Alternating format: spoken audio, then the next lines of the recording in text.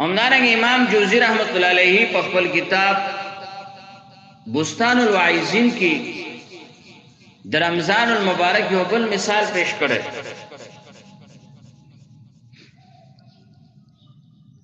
بستان الواعظین کې لیکلي چې د رمضان المبارک د میاشتې مثال داسې ده لکه د دنیا او باچا چې یو قوم ته خپل استازی یو پیغام وړونکی ولیږي. پس کدا قوم د دې استازي اکرام او تعظیم وکړي او د دې مرتبه وپیژني، نو چې دا استازي چې کله باچا ته راشي نو د دې خلکو به ورته صفت بیانوي چې د خلکو زما ډیر زیات تعظیم وکړه، زما عزت وکړه، زما لحاظ وساته. نو ګوره د دغه استازي په دې صفت کولو د خلکو باچا ته، نو دا باچا ته به لازم وي چې د قوم سره څوک محبت وکړي او په دې باندې احسان وکړي. خو که چېرته دا خلک دا قوم د دې باچا د استازي سپکاوی وکړي، د ده مرتبه ونه پیژني یا د سره بد سلوک وکړي، نو چې کله دا استازی د باچا ته راشي نو د خلکو به مزبط بیانوي، د خلکو به خلکو ته وایي چې دی زما بېعزتي وکړه، زما قدر ونه کړ، نو باچا به خامخا د خلکو نه خفه کېږي او باچا به دې سره هیڅ قسم احسان نه کوي. امام جوزی رحمت الله علیه فرمایي همدارنګه میاشت د رمضان هم ده، دا د الله تعالی طرف نه یو استازی ده. پس څوک که د ده د حقوقو ادایګي وکړي، یعنی میاشت د رمضان روژه ونیسي، عبادتونه وکړي، ګناهونه ځان وساتي،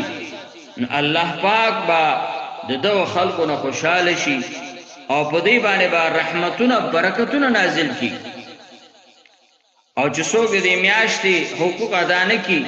روژه ونه نیسي، عبادتونه ونه کړي او مختلف ګناهونه ځان بچ نه بلکې ګناهونه وکړي، الله پاک به په دغه خلکو باندې غضب نازلوي. الله پاک به دغه خلک جهنم ته داخل کړي په دې بېادبۍ د دې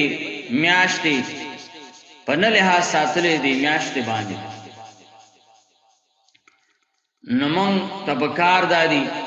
چې دا میاشت موږ نه په خوشحالۍ سره سرته ورسیږي، په نیک عملۍ سره سرته ورسیږي، په عبادت سره سرته ورسیږي، نه دا چې دې میاشتې بېادبي وکړو، لحاظ یې ونه کړو، عبادت به کې ونه کړو، هسې په فضولیاتو باندې تیر کړو، نو بیا به زموږ لپاره دغه میاشت ده سبب ګرځېږي د عذاب، سبب به ګرځېږي د جهنم. لکه څرنګه چې قرآن مجید هم داسې الله طرف نه رالیږل شوی کتاب ده. ورځ قیامت کې به د بندگانو چې چا پې عمل کړی، چې تلاوت کړی، د دې خوبي به الله ته بیانوي. الله پاک نه به سفارش غواړي دا قرآن کریم د بخښنې دی هغه لپاره، ځکه پیغمبر علیه الصلاة والسلام فرمایي الرمضان والقرآن یشفعان. رمضان میاشت پیغمبر علیه السلام فرمایي قرآن کریم ورځ قیامت کې شفاعت کوي او بدریږي. هغه خلک به په الله باندې بخي قرآن مجید، کوم خلکو چې قرآن مجید خپل کړی د عمل پې کړی، تلاوت یې کوي. میاشت د رمضان به هم خلک په الله تعالی باندې بخي چې کوم خلکو میاشت د رمضان عبادت کړی، لحاظ ساتلی، ګناهونه پکې نه دي کړي،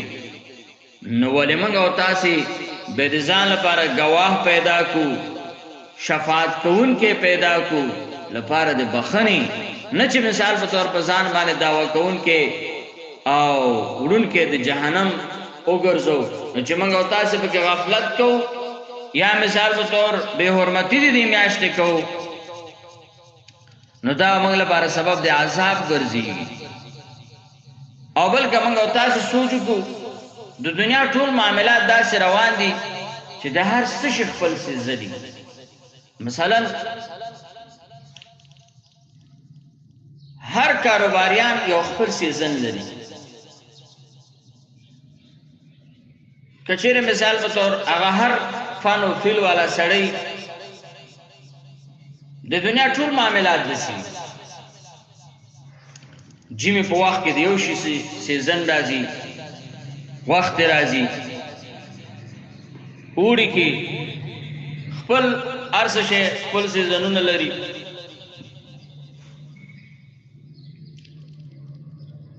نومدارنګ د نیک عملۍ لپاره عبادت لپاره سیزن او میاشت دا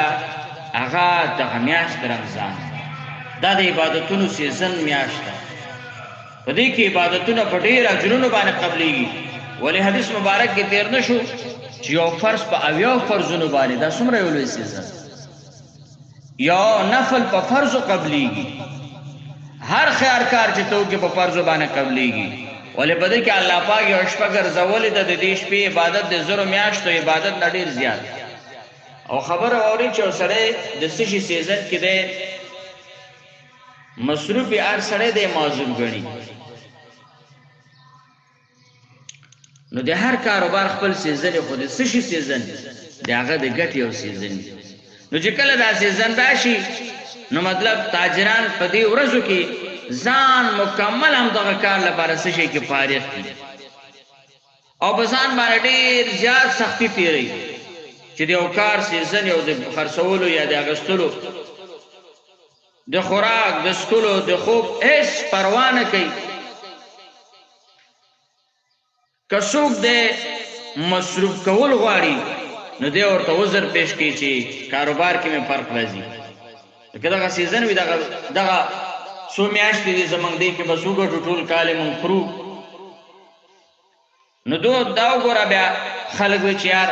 پرېږدي بس لکه مثال په طور د اخترونو رانږدې شي د درزیانو سیزن یې نه خوب کوي نه خوراک یې شپه ورځ لګي څه په سیزن د څه شي د جامو ګنډلو د پیسو ګټلي هر تاجران یو خپل ورځې لري د هر څه شي دا باغونو والا د میوو شپه ورځ هغه باغونو والا په ځان یې وکړي چې بس دا یو څو ورځې دي بس په دې کې دا ښه سیزن وچلېد به ټول کال به وخورو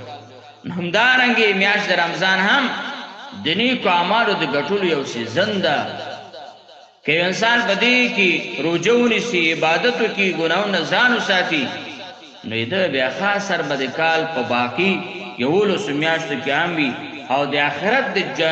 د دایمي ژوند لپاره به هم یو لویه ښېګڼه وي نو چې دا مثال په طور د عبادتو د اجرونو سیزن ده نو په دې کې مطلب خوب پروا به ونه کړو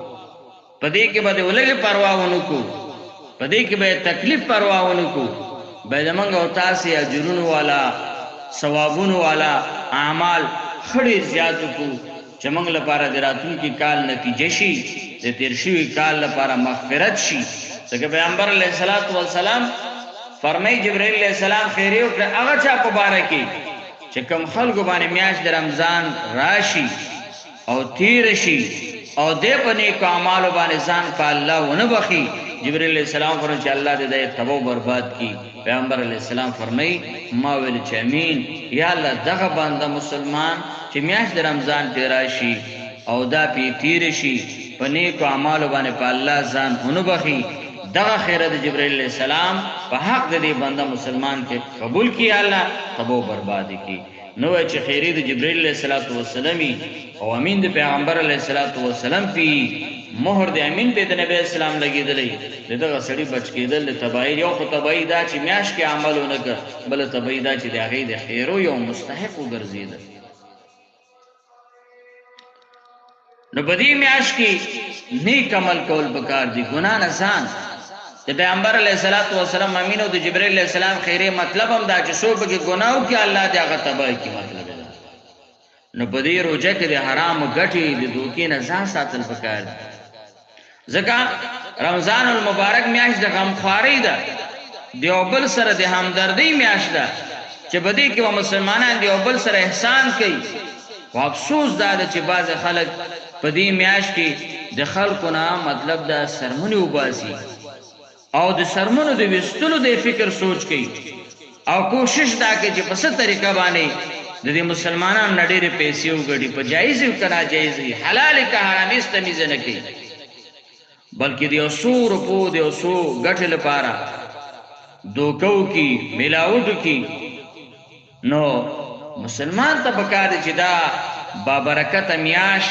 په دې لږ ګټې باندې په دې لږو پیسو باندې ځان لپاره تبو برباد نه کړي. کفري چې څومره ممالک دي دا اورېدلو خبرې دي،